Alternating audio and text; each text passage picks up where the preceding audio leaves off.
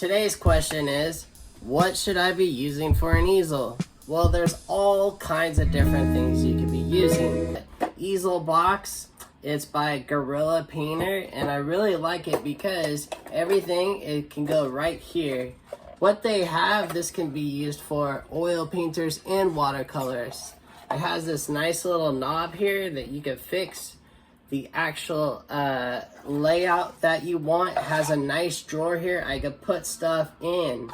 Right here, I can put my thumb in to hold it. Now with this particular setup, as a watercolorist, I have a watercolor pad that fits in here nicely.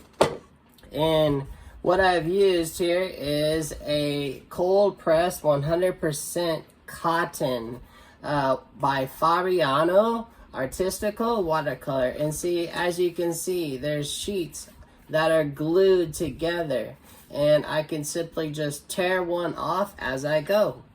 Alright, and that's for today's question. If you have more questions that you would like to ask, you can go to my website at www.gabrielstocktonfineart.com. Have a wonderful day and stop by for other questions I should be asking an artist.